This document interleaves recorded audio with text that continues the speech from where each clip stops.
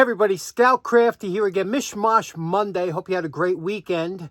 A couple things to talk about today. This weekend was the Jacktown show. I wasn't able to make it. I had too many things going on this week because of the weather. A lot of things here were postponed.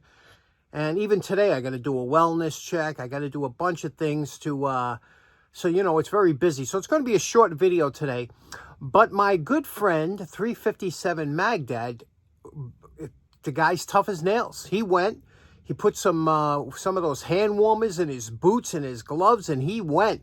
And it was 14 or 15 degrees there with wind, so it's cold. I mean, right now here it's 20 degrees below freezing, so it's cold.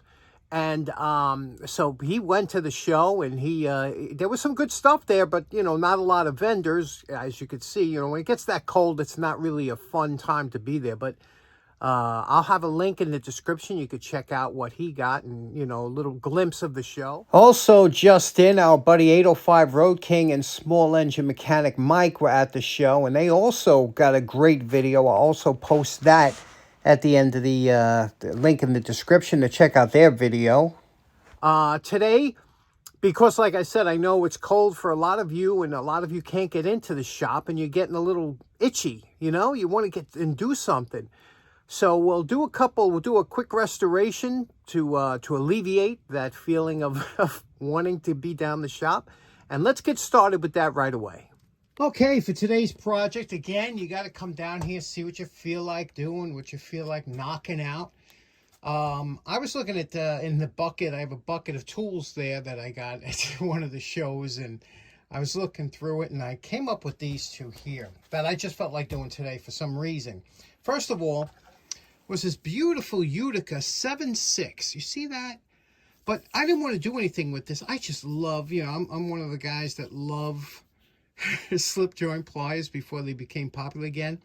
I didn't want to do anything with this. Look at how they peened the nut there with the 4 different peens on there. It's so nice. There's no slop in it. It just needs a cleanup, you know, so I didn't want to do it. And look at the embellishments on here. This is a nice model.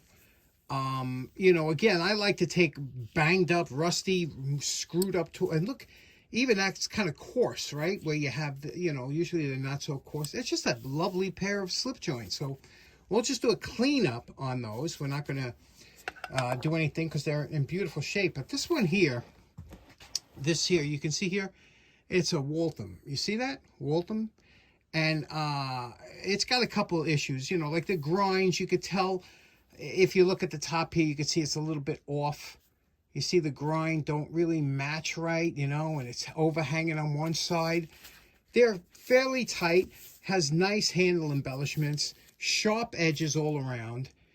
See, this is the difference. This is how you could tell, like, you know, some tools that were real quality tools, they didn't have, you know. Anyway, so we'll try and make this into a nice something that's smooth in it, because right now you feel it's gripping. I'm getting all these sharp points, and you see that half circle, you see the half moon there, how it don't match up.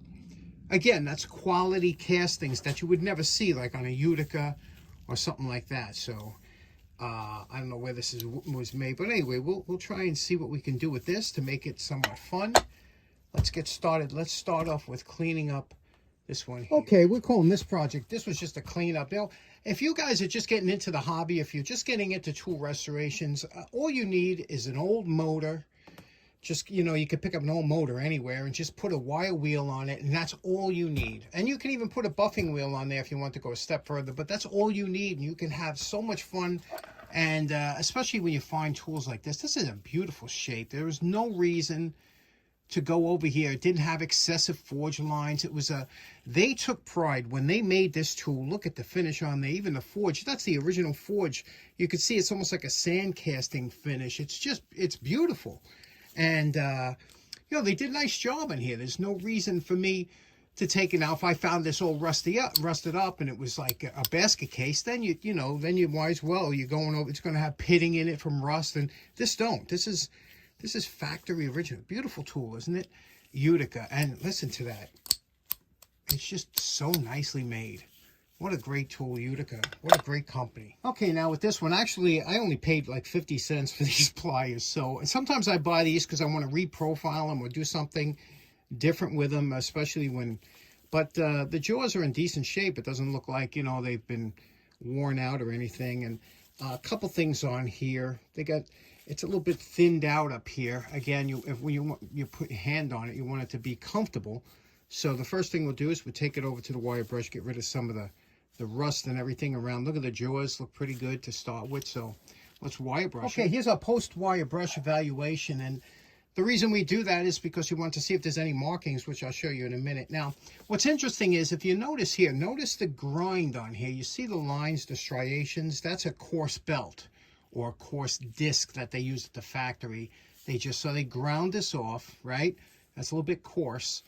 But this side, they went with a finer disc. After they did the coarse, they went with a fine one because the name was going to be on there. And also, it was probably packaged this way that you would see this side.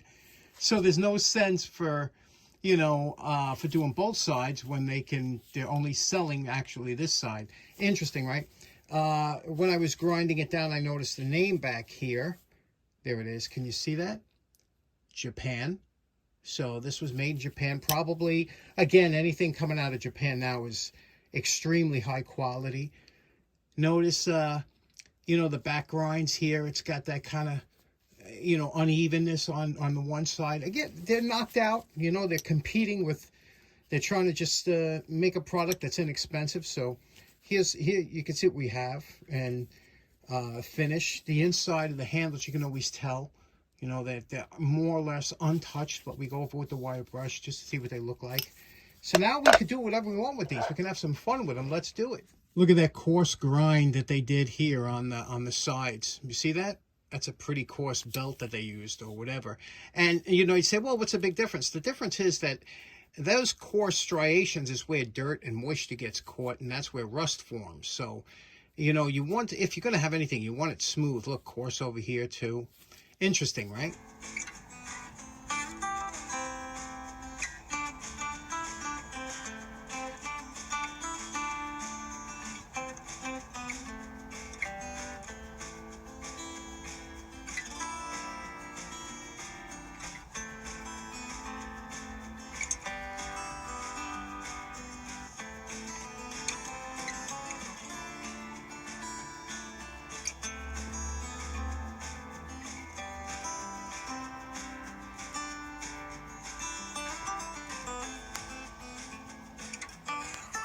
Now, you know my favorite part. Remember what these old pliers looked like before we started.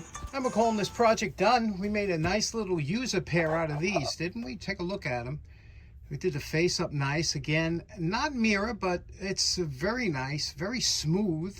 That's the key. I wanted to smooth out all them. See the bevel on the edges? Every edge now has a bevel. So you put this in your pocket. It doesn't grab. It feels nice in the hand, you know.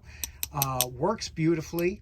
Over here, took off, there was bluing up here, but I took that off because it just feels so nice. I left it on the handles here, on the embellishment. It looks nice, right? And I pretty much, kept all the angles, except I took off the bad. They had that horrible deep grind. Remember, one side was worse than the other. And they work really good. You know, Japanese tools are notorious for their cutting ability. Here's a zip tie. See that? And look at that, shoots it. You know that it's sharp when it does that. So there we go. This one's in the can. What do you think of that? Waltham from Japan, probably circa 60s maybe. Next up, real quick, I got this from my buddy Al Manzoli in Quebec, actually. And Al sent this down here with a bunch of other porcelain fixtures. I've been wanting to get to this for a while. Just needs a quick cleanup. It's a beautiful piece, isn't it? Let's do a quick cleanup on it and see if we can get this working.